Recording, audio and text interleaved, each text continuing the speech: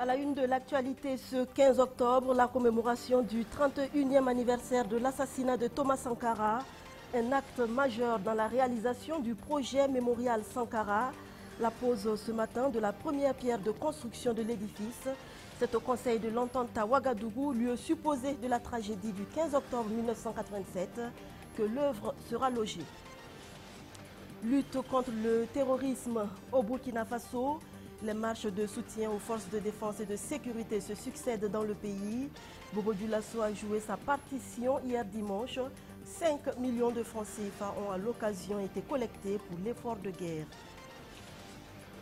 15 octobre 2018, c'est également la journée internationale de la canne blanche, un outil qui permet aux aveugles et aux malvoyants de se déplacer en rue. Au Burkina Faso, cette canne étant jusqu'ici un luxe, appel a été lancé aux autorités municipales ce matin afin qu'elle soit accessible à tous ceux qui en ont besoin. Bonsoir et merci de nous choisir pour vous informer. On peut tuer un homme, mais pas ses idées. Thomas Sankara ne pensait pas si bien dire. 31 ans après son assassinat, ses idées sont plus que jamais vivantes. Pour le comité mémorial Sankara, le leader de la révolution burkinabé est même en train de revenir à la vie, car redonner vie aux idéaux du capitaine, c'est l'un des objectifs qui sous-tendent le projet d'érection de monuments en son honneur à Ouagadougou. Le projet, on peut le dire, est en passe de se concrétiser. La première pierre de construction de l'édifice a été posée ce matin. Alfred Thuyer. C'est ici, au sein du Conseil de l'Entente, en plein cœur de la capitale burkinabé, que Thomas Sankara et ses 12 compagnons ont été assassinés. Ce 15 octobre 2018, soit 31 ans après son assassinat, ses héritiers, aujourd'hui hommes politiques, leaders de la société civile et citoyens tout court, se souviennent de lui. En lieu et place du traditionnel dépôt de gerbes de fleurs, une brique. Elle marque le début de la réalisation du mémorial Thomas Sankara. Cette cérémonie de pose symbolique de la première pierre de la stèle sur laquelle doit reposer la statue géante du président Thomas Sankara et les bustes de ses 12 compagnons et la matérialisation concrète du réveil du phénix afin que tous ces héritiers du Parlement aient un lieu de rencontre, d'inspiration, de ressourcement de l'idéal du président Thomas Sankara afin de continuer à oser inventer l'avenir. L'érection des mémorials pour lui donner vie aux idéaux du Conseil national de la Révolution, un site pour constituer une source d'inspiration pour les Burkinabés, une vision à laquelle adhère le régime Kaboré. Je suis ému parce que Thomas Sankara a été et demeure ce grand panafricaniste qui a contribué à la réhabilitation de la dignité de l'homme noir et du continent. Il est évident que lorsqu'on est associé à un événement autour de sa personne, on ne peut qu'être transformé, mais transformé positivement. La réalisation de ce mémorial n'est pas de trop. Mais sa réalisation exige un engagement de tous. Le gouvernement, comme il l'a toujours fait, jouera sa partition. Parallèlement à l'érection du mémorial, le dossier judiciaire lui suit son cours. Il évolue positivement selon Maître Sankara, avocat de la famille.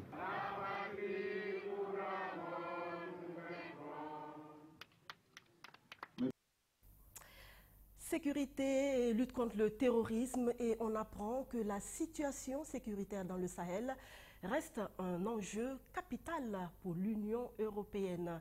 Le secrétaire général adjoint pour la politique de sécurité et de défense commune européenne s'est confié ce matin aux journalistes. Pedro Serrano venait de s'entretenir avec le président du Faso sur la question notamment de l'appui de l'UE à la lutte contre le terrorisme dans cette région. Nous l'écoutons. Nous avons passé en revue des défis sécuritaires au Burkina Faso et régional, des défis sécuritaires qui sont d'une extrême importance aussi pour l'Union européenne. La sécurité de la région est essentielle aussi pour la sécurité de l'Union européenne. Et nous sommes engagés auprès du Burkina Faso et des pays du G5 Sahel pour aller vers une stabilité, une plus grande stabilité du Sahel, de la région, des pays de la région, qui requièrent un appui sécuritaire, qui requièrent appui développement. L'Union européenne travaille avec les pays du G5, un appui de la force conjointe du G5. Et aujourd'hui, on a discuté avec M. le Président, avec M. le Ministre et le chef d'état-major, possibilité additionnelle d'appui bilatéral aussi en matière de sécurité et de défense au Burkina Faso, justement pour voir comment faire face à ces attaques. Les forces de défense et de sécurité, soutenues en tout cas par les forces vives de la nation burkinabé, à Bobo-Dioulasso ce dimanche, la somme de 5 millions de francs CFA a été mobilisée en vue d'équiper la gendarmerie nationale. C'était à l'occasion de la marche initiée dans le cadre de l'effort de guerre contre le terrorisme. Arsène Konditamdi. En ces temps où les forces de défense et de sécurité sont durement éprouvées, les populations de Bobo-Dioulasso donnent de la voix pour leur apporter du réconfort. Ils sont des milliers à partir de la place Tifo Amoro en direction du gouvernorat de la région des Hauts-Bassins. Main dans la main, autorités administratives, politiques, religieuses et populations battent le pavé afin de soutenir les FDS. Nous soutenons nos enfants, gendarmes, policiers, en tout cas tous ceux qui portent la tenue militaire. Nous les soutenons vraiment. Nous sommes de cœur avec eux. Nous voulons vraiment qu'on en finisse avec ce terrorisme. Nous pensons que notre pays souffre de ces assassins inconnus qui, pour des actions de lâcheté de tous les jours, nous sommes sortis d'abord pour dire merci à nos forces de défense, les encourager et prier pour ceux qui ne sont pas là et remercier leurs familles pour le courage et tout ce qu'ils vont endurer. Notre peuple tiendra parole. Une marche qui sert également de cadre à certains pour demander au gouvernement de prendre ses responsabilités. Ce qui pour eux signifie doter les FDS de matériel de pointe afin de faire face à ces nouveaux défis. Nos chères autorités à outiller de plus et de mieux les forces de défense et de sécurité en leur donnant des hélicoptères adaptés à la circonstance, des blindés, des armes de pointe qu'il faut. Et la population ne veut pas continuer à voir nos frères, nos sœurs, nos amis mourir entre les mains de ces gens sauvages, des gens dénués de toute conscience, des barbares. On ne veut plus de la barbarie dans notre chère patrie. Donc il faut doter notre armée d'une armée de pointe, des armes, des fusils, des hélicoptères et tout ce qu'il le faut. Sinon, à l'allure là où on allons, on ne peut pas tenir. Cette marche est organisée par les forces vives de la région des Hauts-Bassins, de concert avec les organisations de la société civile. 5 millions de francs CFA ont été mobilisés et devraient servir à l'équipement des points d'or, conformément à la volonté de ces donateurs. Bon, le sens de cette marche est d'exprimer notre solidarité et notre soutien aux forces de sécurité et de défense de notre pays. Parce que nous savons que ce sont nos frères, ce sont nos sœurs, ce sont aussi des Burkinabés qui meurent pour défendre notre sécurité. Ça veut dire tout simplement que chacun est en train de jouer son rôle. Et nous, en tant que population, nous exprimons notre soutien entier aux forces de défense et de sécurité. Ces actes ignobles, d'une gravité jamais connue par notre pays, ont pour objectif, sans doute, de saper l'effort de développement qu'a entrepris notre gouvernement dans un élan de démocratie réelle, et ce, depuis maintenant 3 ans. Pama, localité située à l'est du Burkina Faso, a été le théâtre de l'une des dernières attaques contre les FDS. Un acte terroriste qui a fait plus de 5 morts et les populations sorties ce 14 octobre espèrent à travers leur mobilisation contribuer à faire bouger les lignes pour que les vies de soldats soient préservées. La lutte contre le terrorisme qui se poursuit et s'intensifie sur le terrain pour améliorer la réactivité du dispositif de riposte. Un exercice de simulation d'attaque terroriste aura lieu demain mardi 16 octobre dans la zone du stade du 4 août à Ouagadougou. Si vous entendez donc des coups de feu dans cette zone, ne paniquez pas. Le ministre de la Sécurité vous invite à vaquer sereinement à vos occupations, tout en collaborant avec les forces de défense et de sécurité. Sécurité toujours et cette enquête sur les Kogluego qui vient de livrer son résultat. Les groupes d'autodéfense, d'après l'Action pour la sécurité humaine en Afrique, ACHA, qui a mené l'étude, sont loin, mais très loin d'être rejetés par les populations de l'intérieur du pays. Kwame Hervé Dapa. Sur à peu près 1000 personnes interrogées dans les régions de l'Est, des hauts bassins, du centre-ouest et du centre, 90% approuvent l'action des initiatives locales de sécurité, généralement appelées Kogluego ou encore Dozo à un degré moindre. Les résultats de l'enquête menée par l'association ACHA sont livrés ici, devant un parterre d'invités composé de représentants d'ONG, de forces de défense et de sécurité, d'élus locaux et de responsables de Kogluego. Quand on dit qu'il y a coupeurs de route qui sont sur la route de, par exemple, Bilanga, immédiatement, on informe tous les villages qui sont aux alentours de Bilanga. Les groupes qui sont 21 soldats, chacun sort. Le plus souvent, c'est des hommes de la région. Dès qu'on prend un, on va prendre tout le groupe là. Une méthode qui aurait fait ses preuves et qui aurait contribué à faire baisser largement le taux du grand banditisme dans des zones où l'absence des FDS était visible. Mais selon l'étude, les populations ont aussi émis des réserves sur certaines pratiques de ces agents de sécurité communautaire. À l'époque, effectivement, on frappait, on flagellait. Parce que si on ne chauffait pas, on ne pouvait pas arrêter ces gens-là. Violation des droits de l'homme, torture, services corporels, raquettes, voilà les reproches faits au comité de sécurité communautaire, toujours selon les résultats de l'enquête. Et l'État, ne pouvant couvrir tout l'espace territorial du fait de la faiblesse de ses ressources, il faut absolument encourager ces initiatives. Mais encore faut-il que ces initiatives agissent dans le cadre d'un État démocratique, d'un État de droit, et en ayant à l'esprit que la finalité, c'est de poser le socle sécuritaire qui est indispensable à tout développement humain. Besoin d'encadrement et de formation par les services régaliens, collaboration des populations, abandon des méthodes heurtant les droits de l'homme, voilà quelques recommandations faites par l'association Action pour la sécurité humaine en Afrique au terme de son enquête. L'insécurité n'est pas l'unique cause de l'abandon du marché burkinabé par les investisseurs étrangers. Le diagnostic fait par les autorités montre que la vétusté du Code des investissements, il date de 1995, y est pour quelque chose.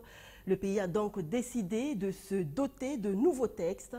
Dans sa chronique économie de ce lundi, Rémi Lambernébier s'attarde sur les principales dispositions de ce nouveau code.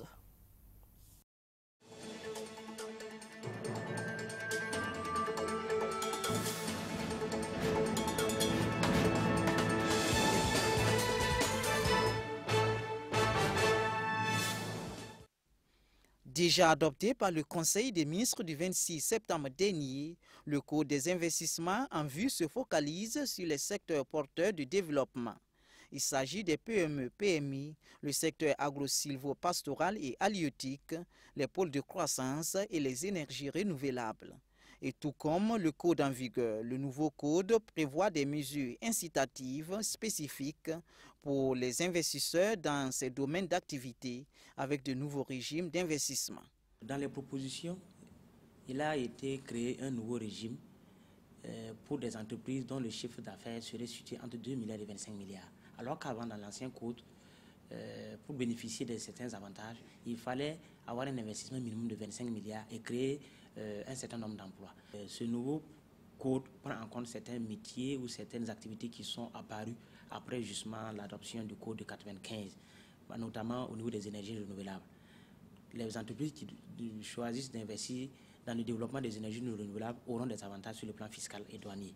Il y a certaines activités comme les activités agricoles et pastorales qui vont aussi bénéficier de ce code d'investissement-là. Parce qu'il avait été prévu un code des investissements des activités agricoles et pastorales à part, et sur le plan de l'environnement, promotion de l'environnement à part. Mais il se trouve que toutes ces activités-là sont prises en compte dans le cadre de ce code-là.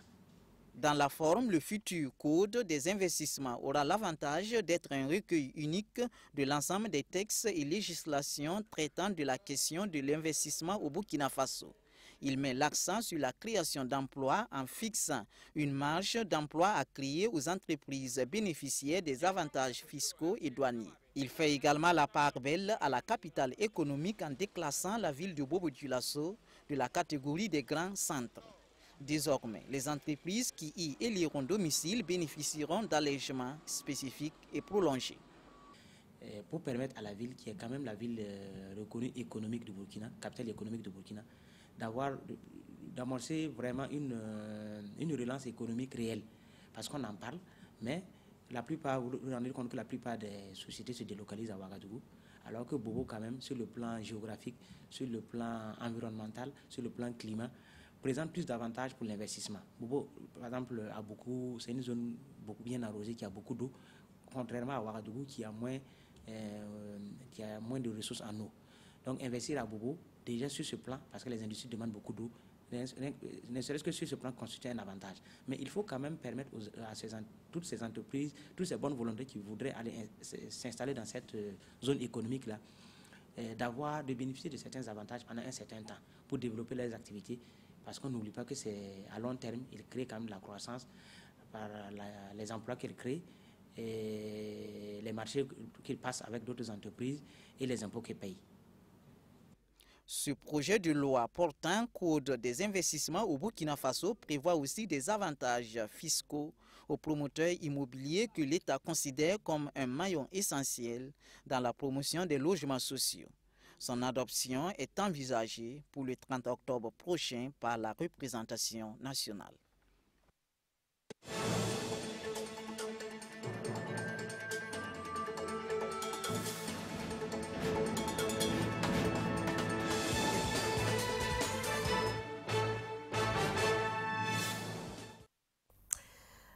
Retour à Bobo-Dioulasso pour évoquer à présent la visite de travail que le Haut Conseil pour le dialogue social y a effectué la semaine dernière dans leur mission qui est principalement d'œuvrer à la paix sociale au Burkina Faso, dont Jean-Marc Palma et ses collaborateurs ont besoin de l'appui des autorités politiques, coutumières et religieuses. Saïdatou Ouedraogo, Arsène Konditamdi.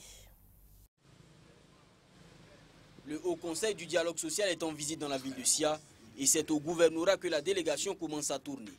Cette visite a pour objectif de présenter la structure, ses missions et également demander l'accompagnement des autorités politiques, administratives, coutumières et religieuses afin que le Burkina Faso soit un havre de paix.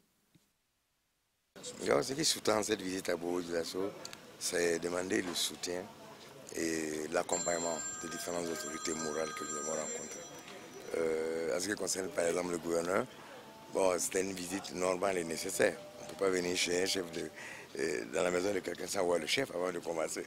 Et c'est dans ce cadre-là que nous avons vu le gouverneur. Quant aux autres, les autorités morales que nous avons rencontrées, le chef de canton d'Agasso, Kibidoué et Golotiri, c'est pour demander leur accompagnement dans la dure mission qui nous a été confiée. Promouvoir le dialogue social et travailler à la cohésion sociale. Nous aurons besoin nécessairement de leur accompagnement. C'est dans ce cadre-là que nous sommes venus. À 10 h, cap est mis sur le palais du chef suprême des Bobo Mandare. Là, le président du Haut Conseil du dialogue social sollicite l'accompagnement des notabilités coutumières dans l'atteinte des objectifs fixés à son institution. Après la visite chez le chef de canton, le chef de Dagasso et la communauté musulmane ont également reçu la visite de la délégation chapeautée par Jean-Marc Palme. Pour l'essentiel, les gens ont souligné la difficulté de notre mission, qu'ils reconnaissent effectivement. Ils nous ont prodigué des conseils que d'abord, entre nous-mêmes, on s'entende, qu'on puisse se concerter, qu'on puisse établir les actions à mener ensemble.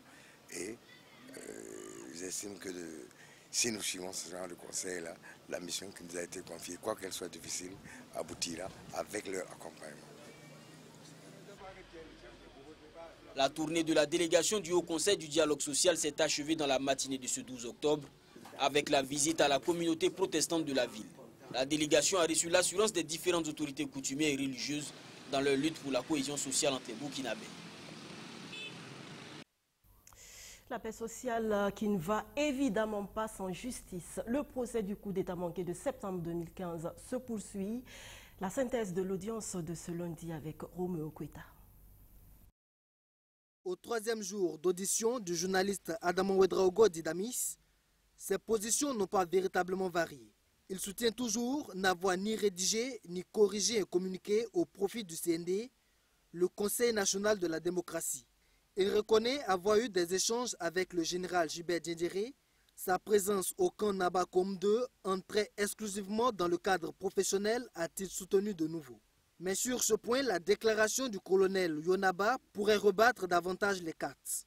Dans un extrait de ses procès-verbaux, cet officier militaire affirme avoir revu le 17 septembre vers 7 h au camp Nabakom 2 les mêmes civils qu'il a vus dans la nuit du 16 au 17 septembre, alors que Damis avoue qu'il était déjà chez lui à partir de 2 h du matin.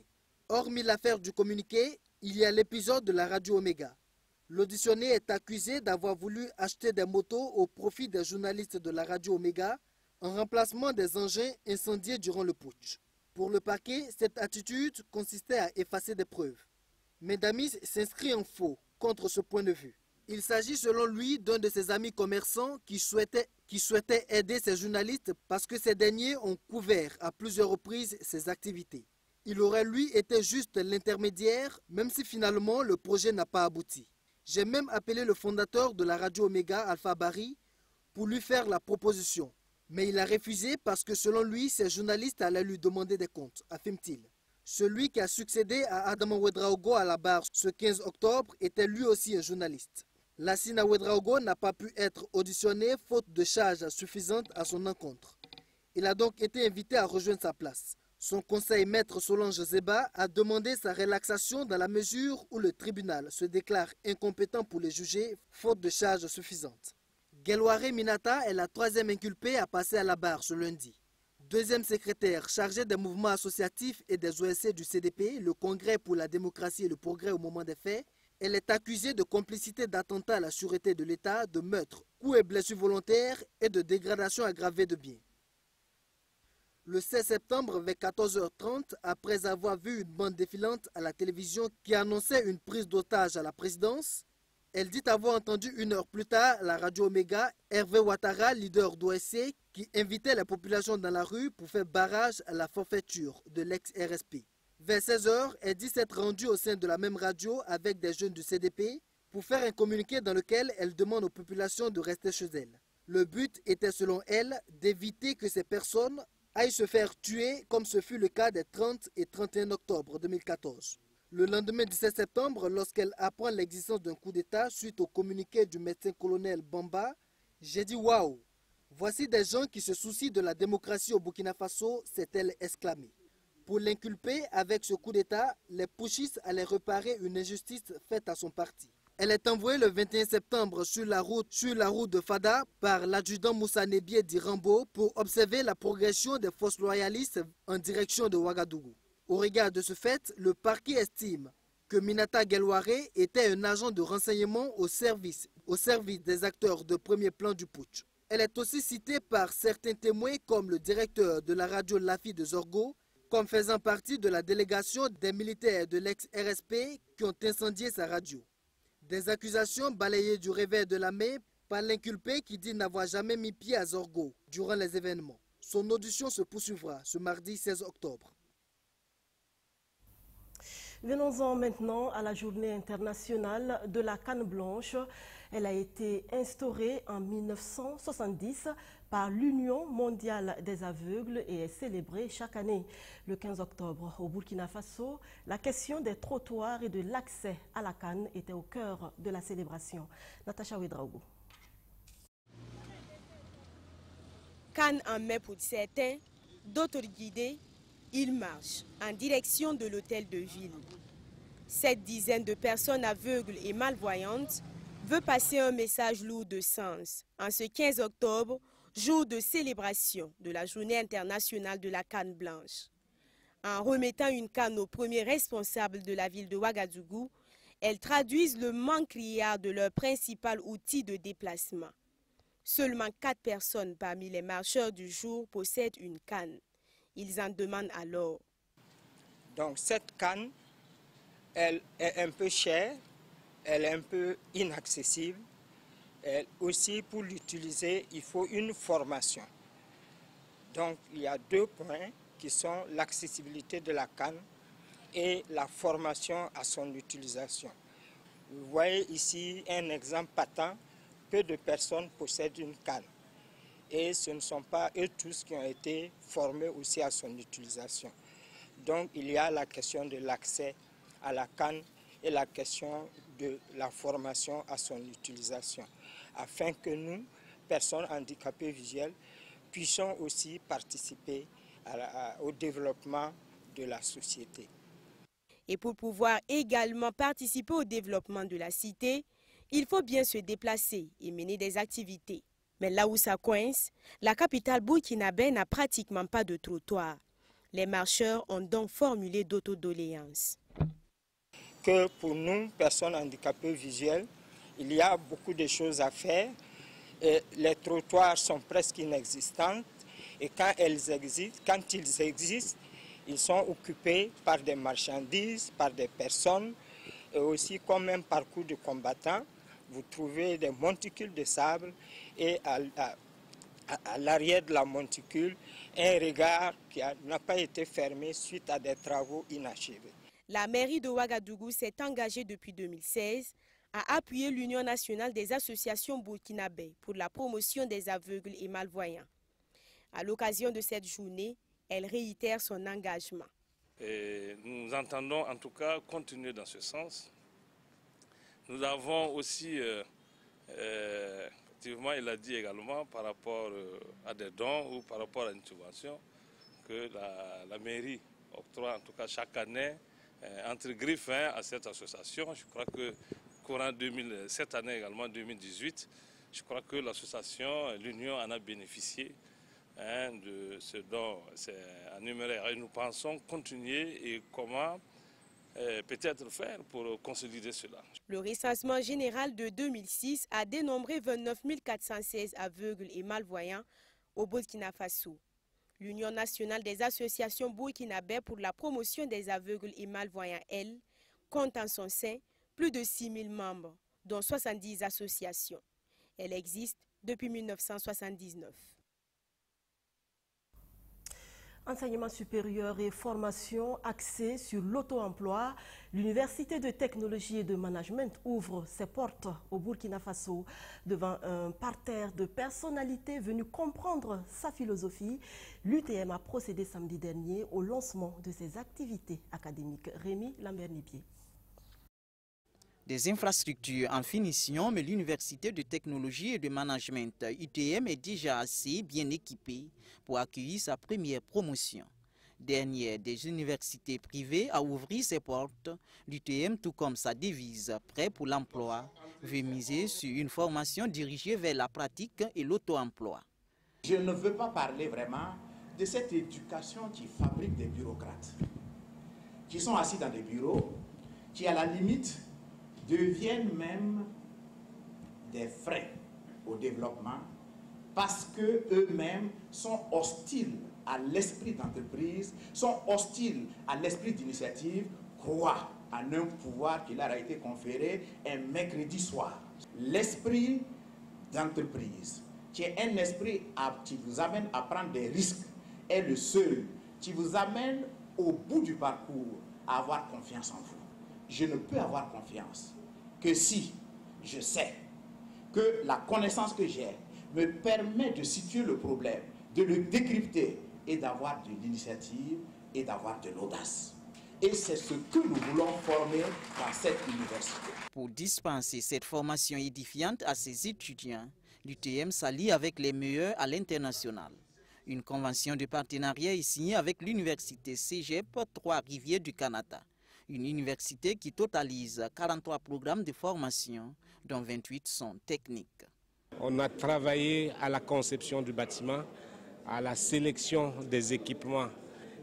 Bientôt, vous allez avoir dans les laboratoires de conception et fabrication mécanique, en maintenance industrielle, en télécommunication, en informatique industrielle, des équipements de qualité que nous utilisons nous-mêmes au Cégep de Trois-Rivières.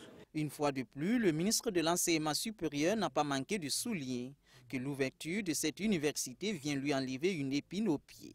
Et mieux, Elle élargit davantage ses perspectives d'innovation. Nous avons cette année engagé les démarches pour faire en sorte que 2000 étudiants soient orientés dans le privé, à la charge de l'État.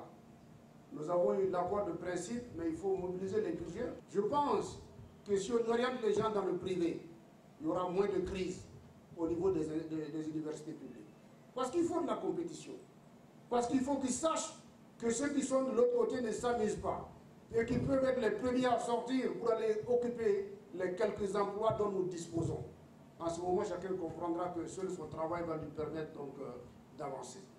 Donc, vous avez créé des syndicats qui vont nous permettre de contrebalancer les puissants syndicats d'étudiants.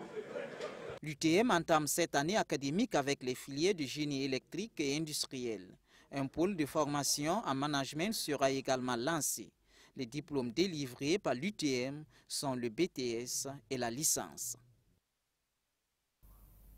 En tant que dirigeant, il vous faut être au 10e étage, ce qui vous permet de voir très loin. Mais de temps en temps, il faut descendre au rez-de-chaussée pour voir également dans la rue ce qui s'y passe. Sur cette pensée de Thomas Sankara, je vous dis merci et à demain pour une nouvelle édition du 19h30. Très bonne suite de programme à vous tous.